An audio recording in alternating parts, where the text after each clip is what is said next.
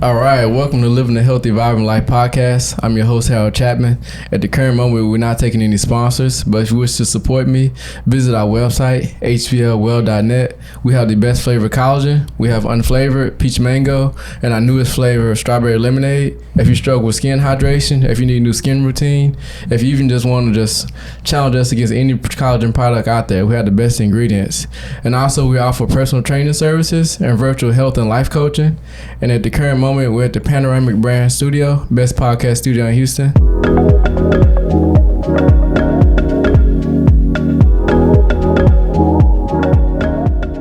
All right, we have a special guest with us, Director of Advanced Performance and Rehabilitation, Sports Science Output Sports, co-founder of Peak Athletics, Chris, let's say it right, Slocum.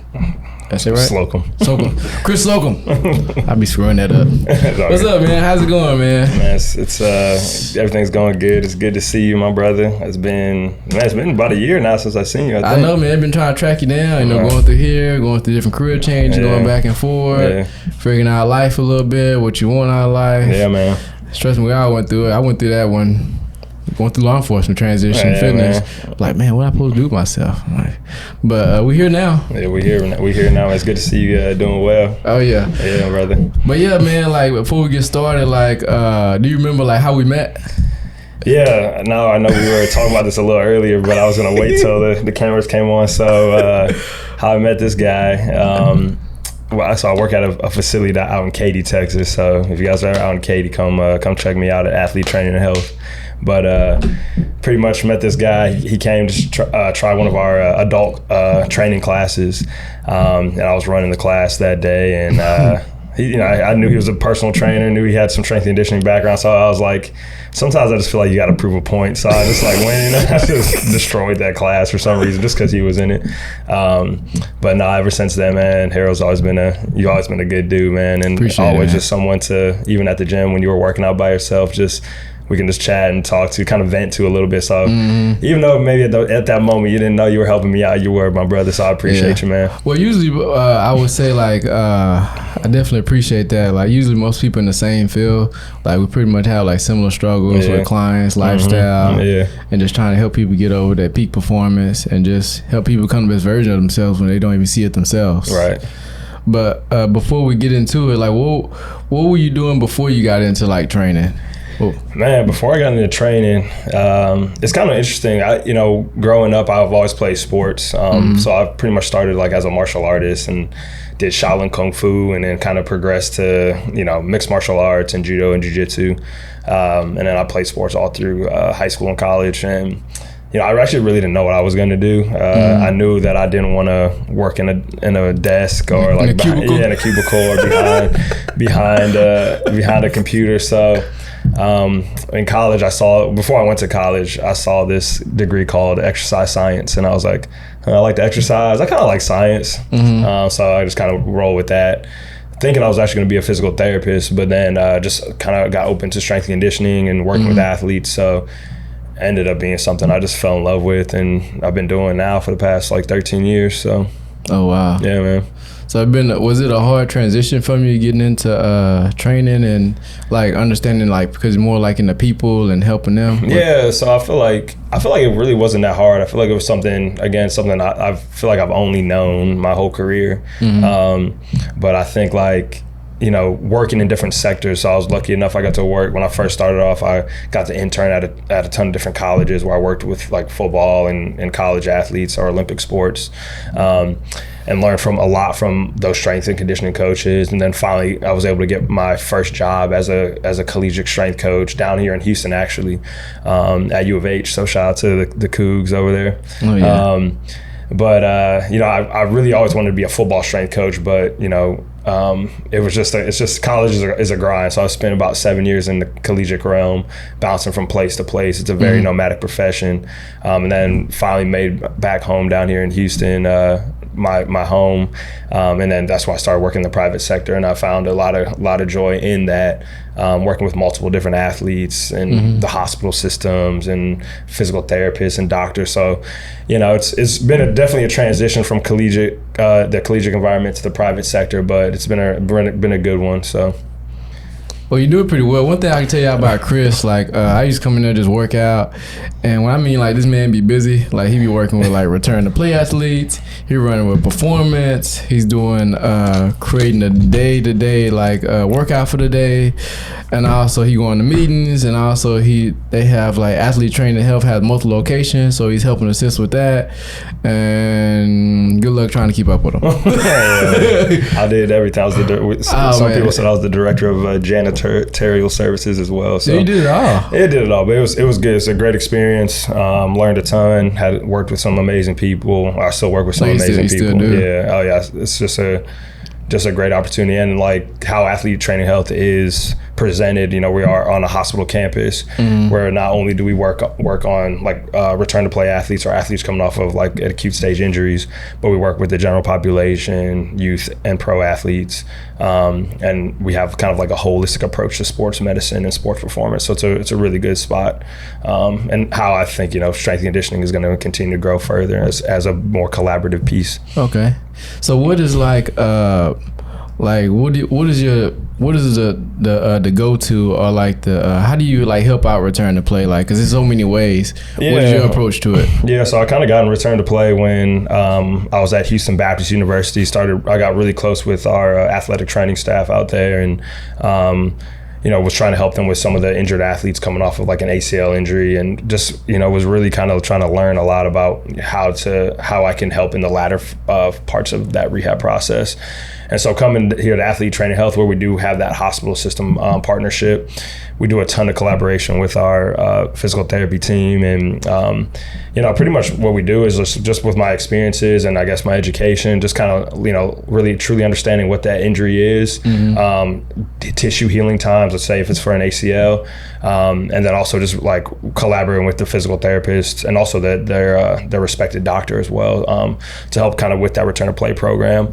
And so it's not just me that creates it. It's also that collaborative piece with the hospital system, and then also be able to build that relationship with that athlete. So just taking exercises, slowly progressing those athletes over time to what they can handle, what they can tolerate, communicate with that PT staff so we can continue to progress them accordingly. So another question is, what makes you so like data driven in regards to the rehab process? Like, there's that saying, numbers don't lie. So when you can actually have some clear data points of like, okay, like this is kind of the average what we're seeing, you're either below or above that average, we need to progress or regress certain things to continue to help you move on. But just for example, definitely got to give my shout out to my guys at Output Sports. Output. Yeah, one of the best training tools to I see you doing that on your Instagram. Yeah. Is it like a tool, a strap? Yeah, it's pretty much like a wearable sensor that does a multitude of different things. So one big thing is that it tracks velocity-based training, which is a big thing in strength and conditioning now, measuring bar speed, but also measures range of motion, reactive strength, jumps and contacts. But like the one thing I really use is the reactive strength component, so I can look how an athlete's progressing through their rehab process. So we do a lot of like drop jumps or counter movement jumps or pogo hops to be able to determine where they're at, look at their different deficiencies they have, and then help kind of plan that program moving forward. So I feel like there's a ton of tech out there. Again, I'm biased to Output Sports because they're my guys, but also, they make it very simple to read and understand for someone like me who's not exactly a sports scientist. So using those data points are definitely help drive and build that return to play program. So I noticed one time before I came to your gym, you guys do like pro days, and then do you guys, what kind of athletes you work with? Like just tennis, basketball? Yes, I'm very lucky. I get to work with a ton of professional athletes, amateur athletes, youth athletes, adult athletes. I don't feel like I'm just a singular one. I think it's really cool to work with the pro athletes. I'm very lucky enough. I have the opportunity to work with some really cool ones here in Houston and outside of Houston. But it's kind of the impact of the high schoolers that I really loved and college athletes that I really love to work with. I'm actually working with this high schooler right now.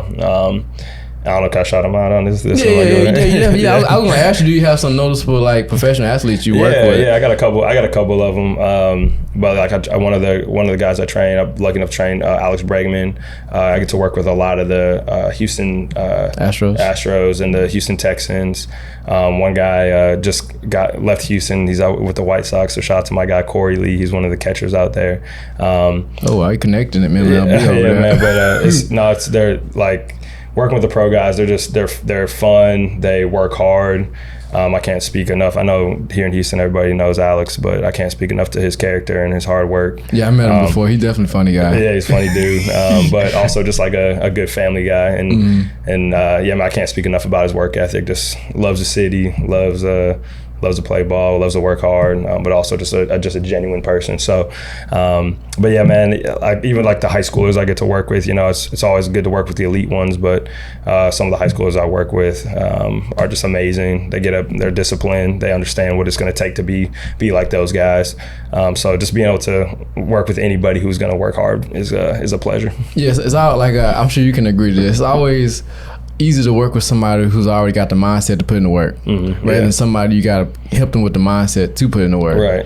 If they already got the mindset, just make your job a hell of a lot easier. You just that guy, just coaching them through the way, and they just putting in the work, and they just showing up. And then you see, and then of course the satisfaction we get is the results. Oh yeah, for sure, man. Of like what we teaching them, and then also putting in the work, and you see like on the field, like when they go out there and perform, you be like, oh, there it is. And then next thing you know, once they see it, it's like once you see results, now you're like, oh man, we got to step it up more. They want more from it. Yeah, no, for sure, man. It's especially working with the injured athletes. I feel like seeing them come back is something that's always amazing. I feel like I'm like this. Supposed to be this strong strength coach, but when I get somebody coming back from an ACL injury to get them back to seeing them play their sport or what have you, like it just definitely like brings a tear to my eye. I'm just like, dang, like I just going through that process with them. Cause you've never been through it before yourself. Oh yeah, but I had definitely been injured more than a couple times. Had my ACL done. Yeah, so you can relate to them. Yeah, it's just very relatable, and I just kind of know, it's and when you're dealing with the return to play athletes, it's a little different than.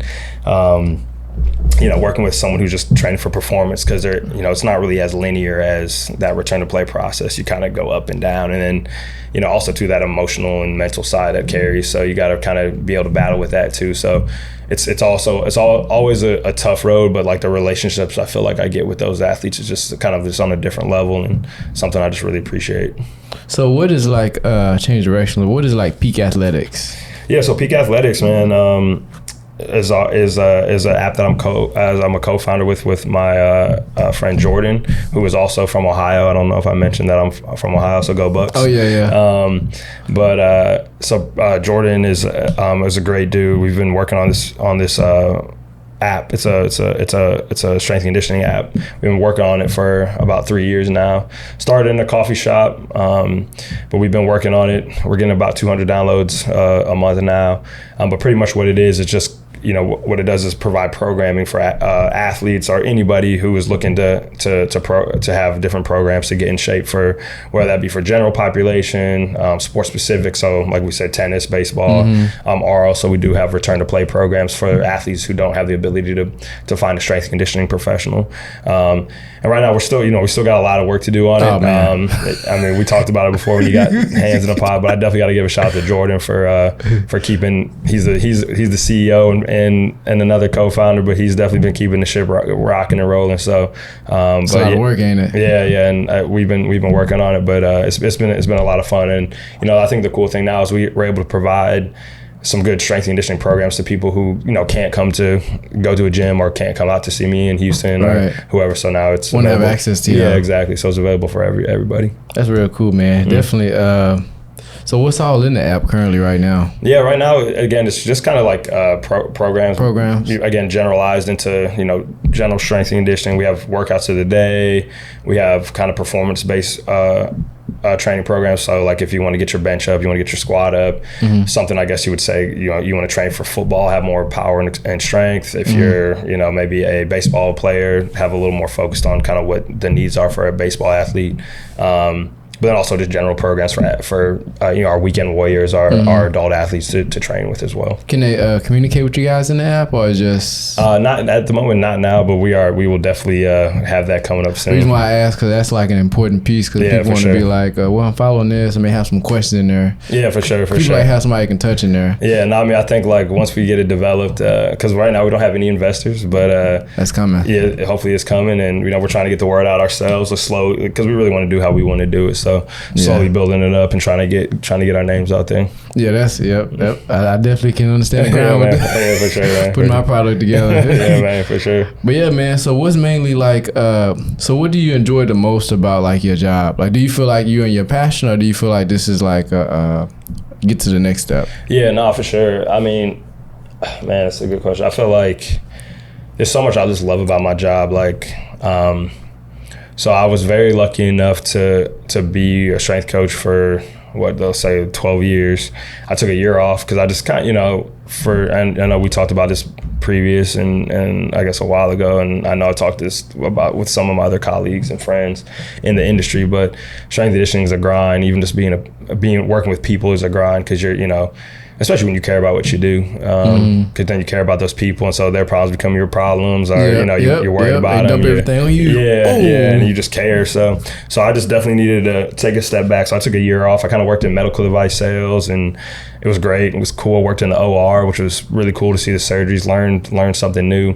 But to take a year off and then come back to athlete training health, kind of in a different role and capacity, kind of reset myself, and I'm just like loving every minute of being back. I know everybody says, as strength coaches, we get to wear gym shorts to the gym and things like that, but it's more than that. But if I can pin one thing, it's the relationships that I get to develop. It's nothing, whether it's a pro athlete or a youth athlete. Like I said, if they can bring it and we can work hard and we can progress and they can trust me, like it's nothing like being able to just see that person succeed. So that's pretty much how life is. Everything about relationships, like we have relationship. These people here, it's like for example, when we pass away, people are always gonna know what type of impact we had on them.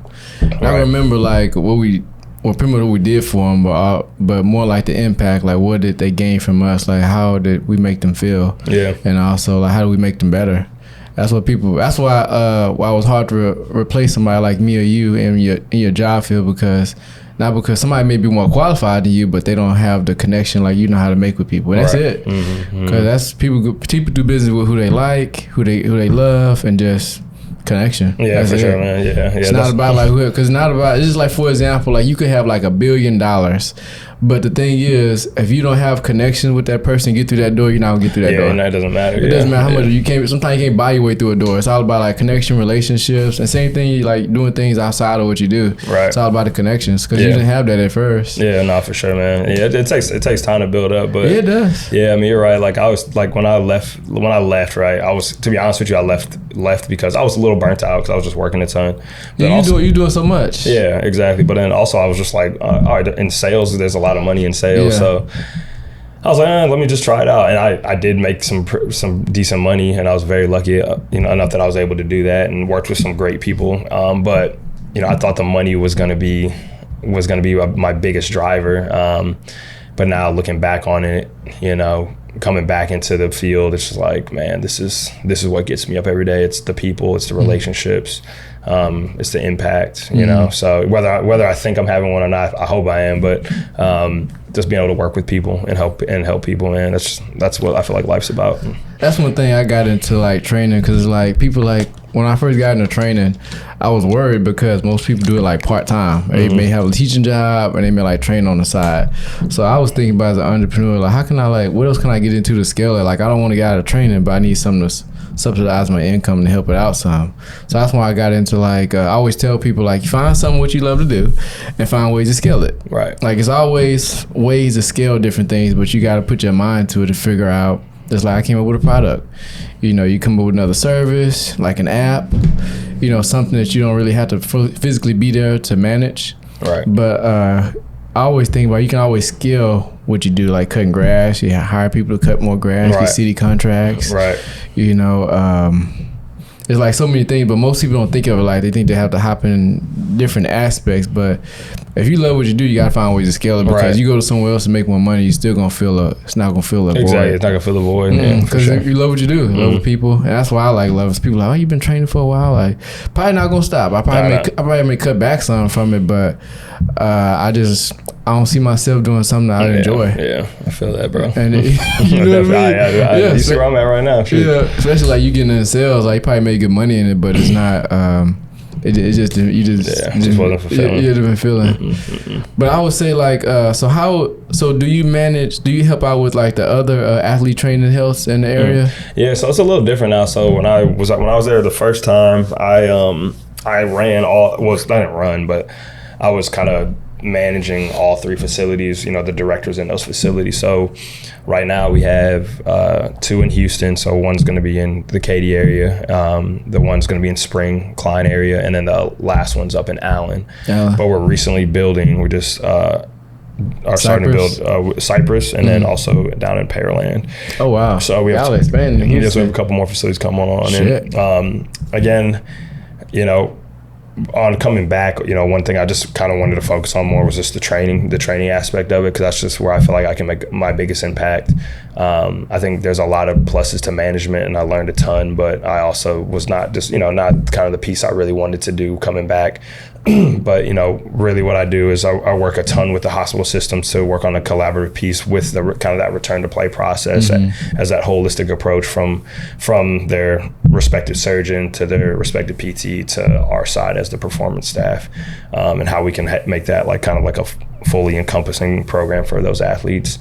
Also just business development stuff with the hospital and ATH, or athlete training. In Katy and elsewhere too. So when Pearland comes on board, I'll be back and forth in Pearland and Katy. Helping them develop but mainly focused in Katy, since I don't really have a ton of management roles at the moment. So, which I'm pretty cool with it, because it's kind of hard when you get like pulled in so many areas. It's hard to be there for your go-to like clients you have. Exactly. Because you then start to get pulled away. So I'm sure the business aspect good, but I'm sure you have other things outside there that's more business development. Yeah, exactly. To keep you more like on that business side. But I'm sure, man, you just want to focus on like the return to play and just your peak performance. Yeah, exactly. Just training athletes, man. That's all I want to do, man. Because we get pulled in so many areas, man, you get stressed out. Because I always talk about like balance. Because you got your wife at home, you got your job, and then also you got to make sure lastly you take care of yourself. Because if you don't take care of yourself, you can't take care of nobody else. Man, that's so true, man. So, but yeah, it's definitely been way better coming back this time, for sure. That's good they understand that, like, going forward. And also, you understand that about yourself, because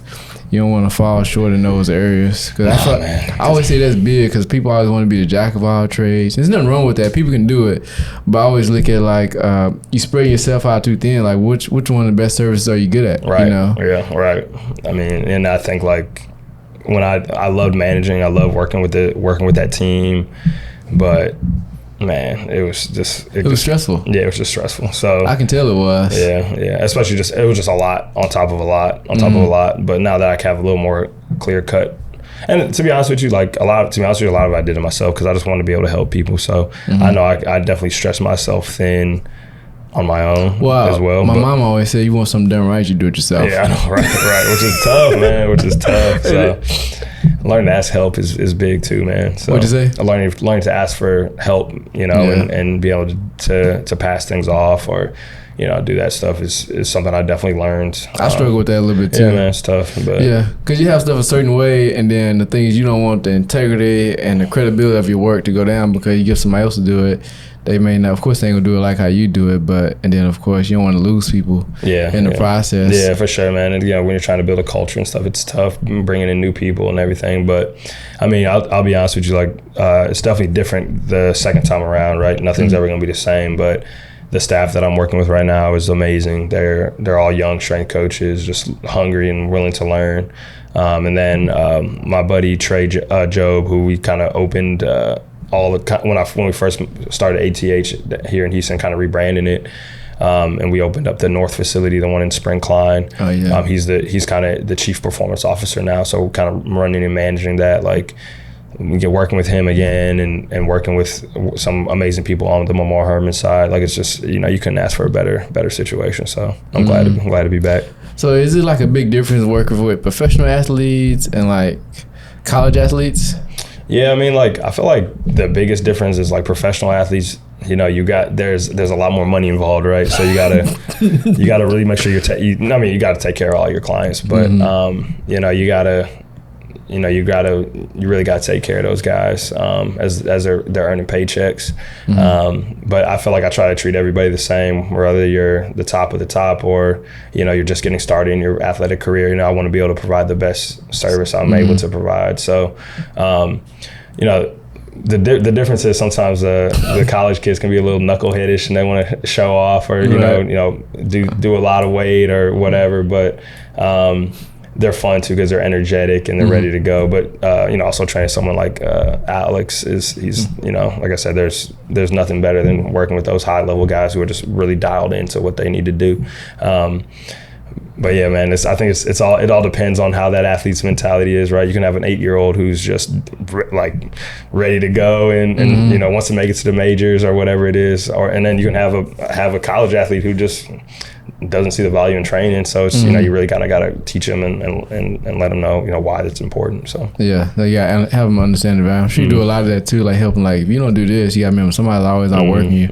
I always tell people that like when you're taking a break, somebody gonna be outworking you for your spot, right? Like especially as you go up into the college is so competitive now. College football, so it's competitive, baseball, all that. And then also when you get in sports, you're a professional, everybody's good. Yeah, right, exactly. Because you think about it, it's like a 1% of people getting drafted or even on the team or even that makes the roster. Some people on the practice squad. Right. So when you look at it's a reason why. So I'm sure like professional athletes look at like it's always new talent coming in. So I got to make sure I have to be dialed in. Right. My spot is my spot is gone. Yeah. So it's definitely interesting to see it, but yeah, man. Like I said, I've been lucky enough to train some amazing people. So how do you help like with your other people that works there that's new? How do you make sure they like understand, like don't get so like caught up in a professional athlete or like a possible like college athlete, so they won't like somebody, oh my God, the athlete Bradford, like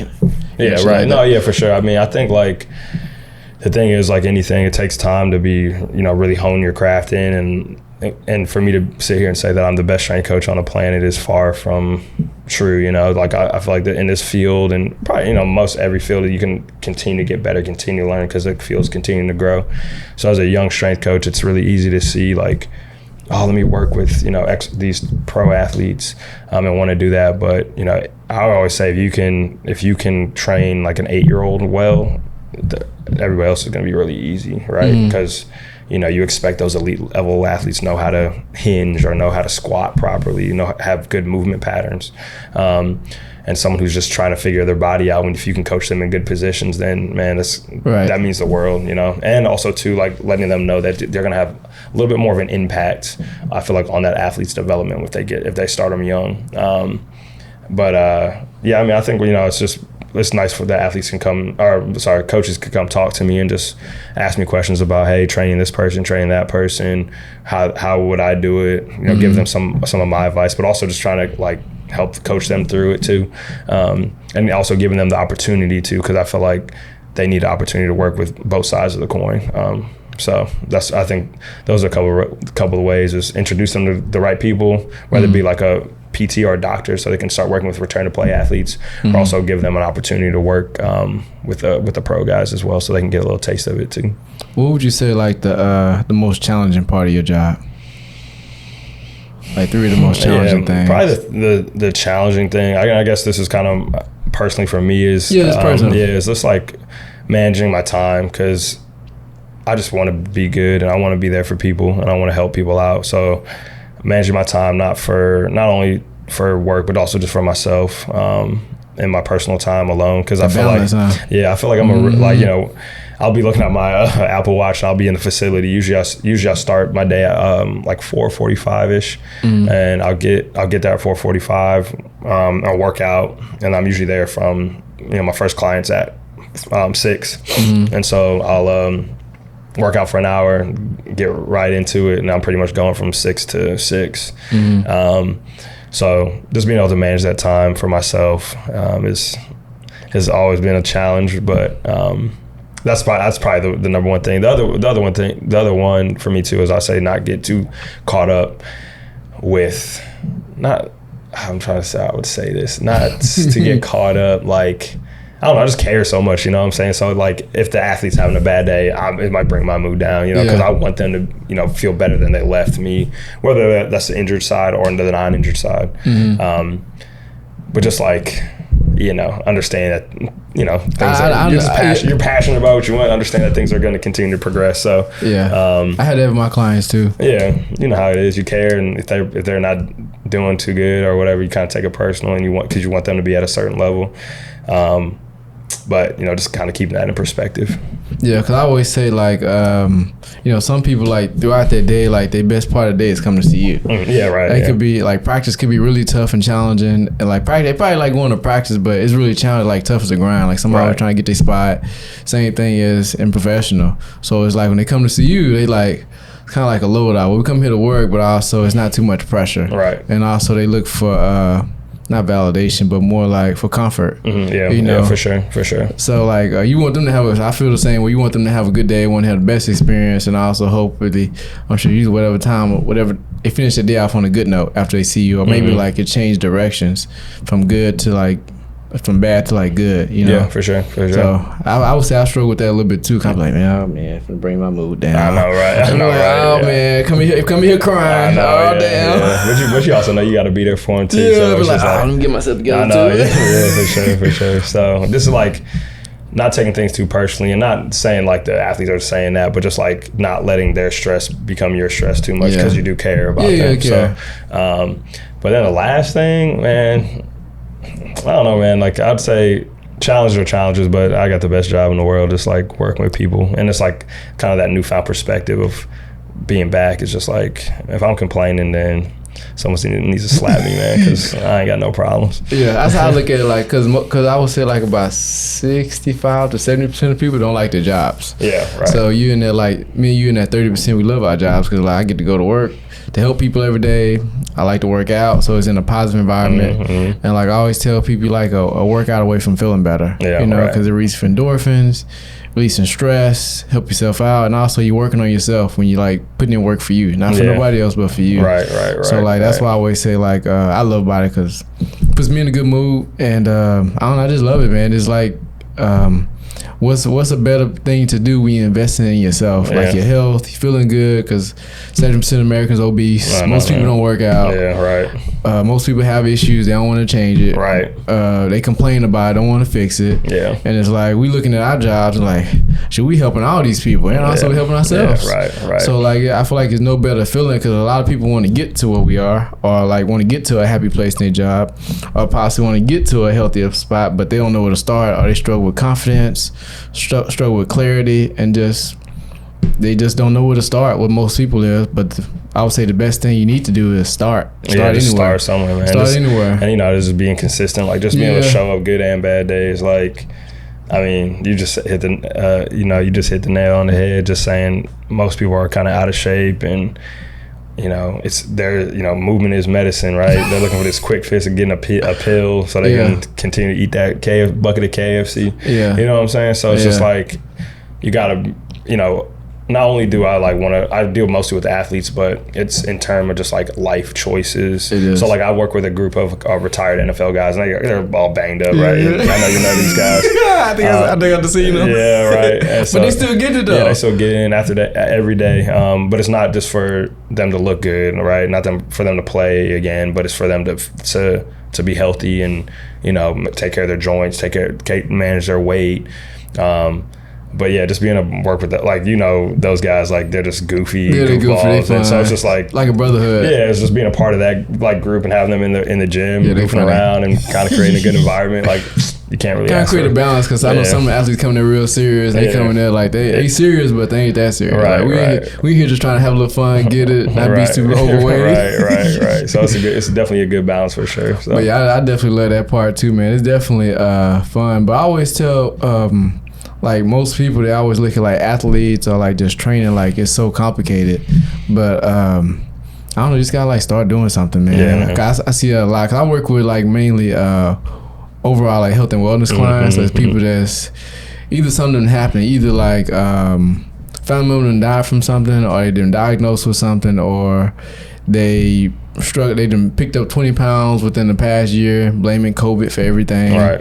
And I was like, well, you can blame what you want, but you're responsible. I say, nobody put that food in your mouth. Nobody told you not to move. Nobody hit your kneecap and disabled you. It'd be different if you was in like a major car accident and you picked up all the weight and like something happened, you was in a hospital bed. But, you know, you put that food in your mouth. Right. You know, you decided not to move. Your legs move. So I always tell people you're responsible. Don't blame the doctor's not responsible. I always tell people you need to be a skeptic in regards to your health. Ask questions. Yeah, for sure. Don't just let them do what they want with you. Yeah. Question things.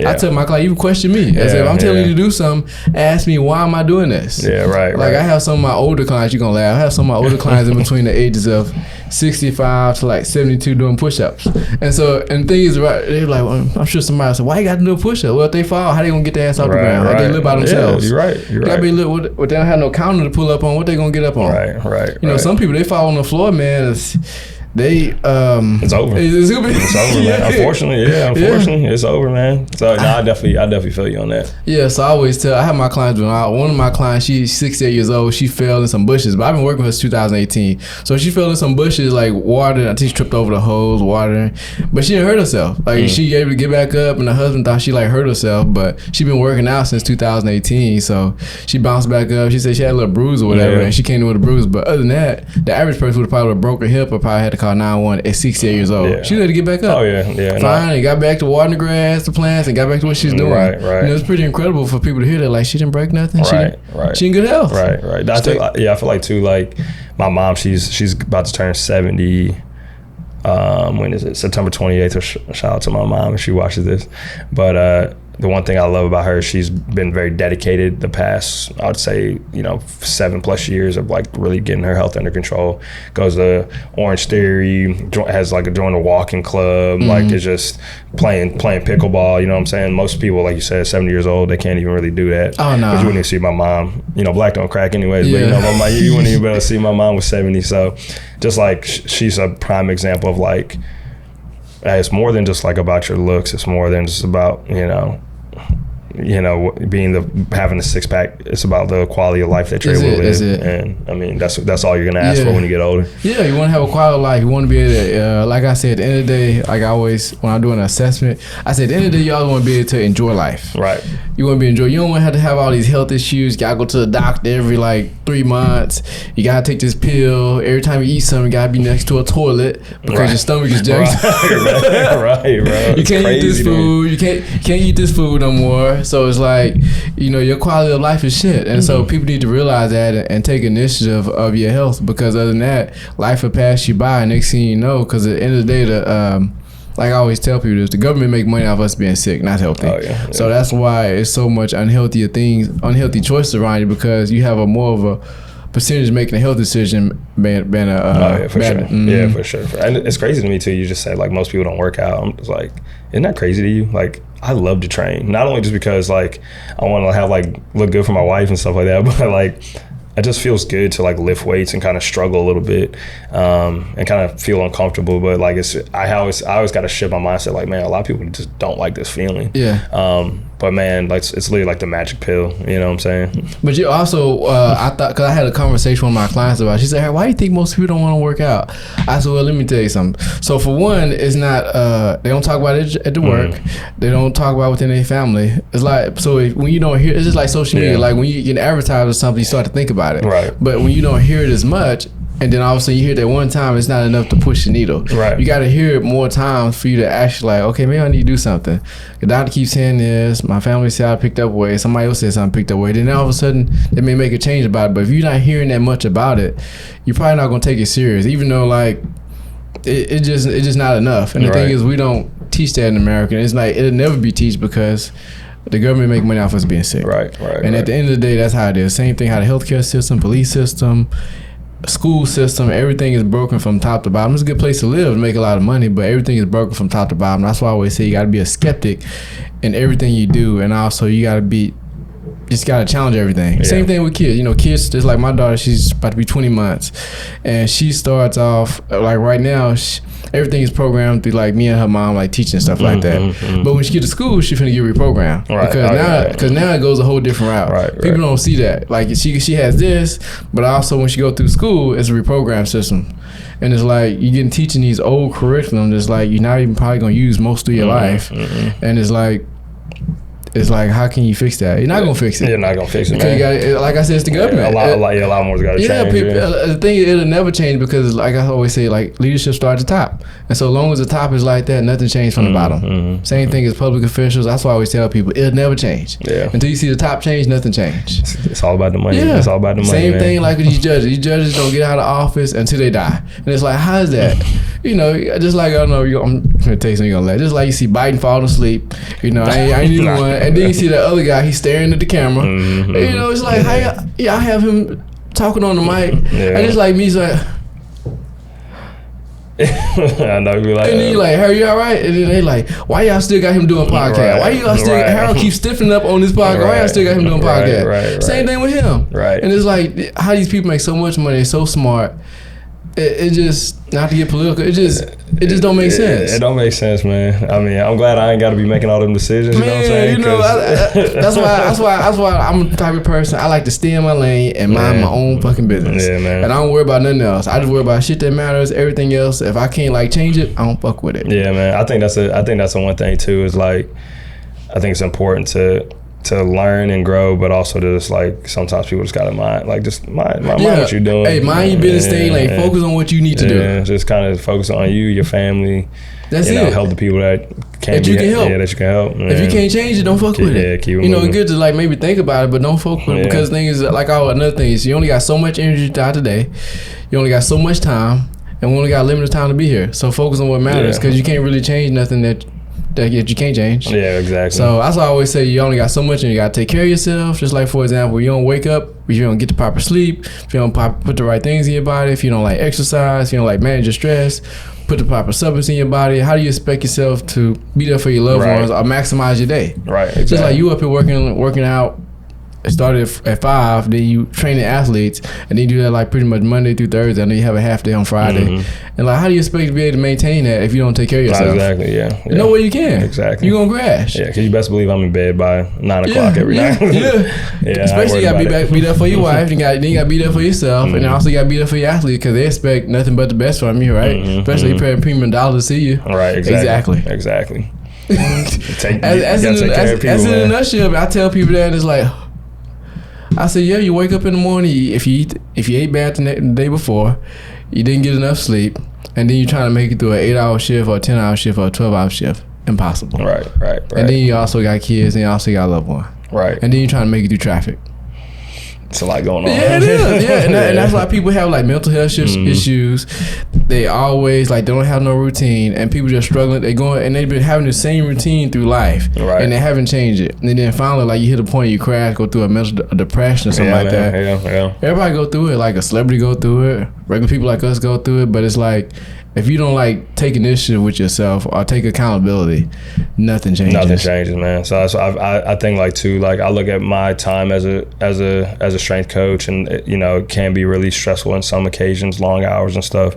But like in anything in life, I feel like being able to have that right support system around you, the right people to talk to, good friends, like you say, you do the right things to take care of your body, work out, move, eat right, sleep, stay hydrated.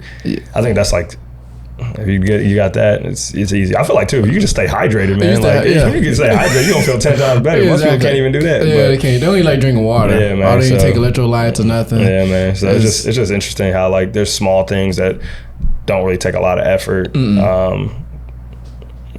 is, and it's such. That's why I say like being in the health and wellness field is such like big in Houston because Houston one of the fattest cities, so it's good to be a personal trainer. That's why a lot of people move here. A lot of opportunity, and that's pretty much it, man. Yeah, man, for sure. But yeah, man, as we come to a close, man, what does a healthy, vibrant life mean to you? Man, that's changed for me in I guess that's just changed for me a lot. Like thinking about that question, I used to think it was one thing, but now, man, to be honest with you, I just feel like just being happy, man. Like happy with what you do, because you're going to work majority of the day. So, you know, being content with your career, you know, whether you have some type of faith, family, something that you're able to believe in and love, have good friends around you, exercise daily. Yeah. Stay hydrated. And then to be honest with you, man, like for me, like I just love being able to spend time with my friends, my family, and my wife. They bring me a lot of joy, and yeah, man, that's kind of, as long as I have time to do that, I'm good, man. Yeah, that's basically like a big one in regards to like your overall like quality of life.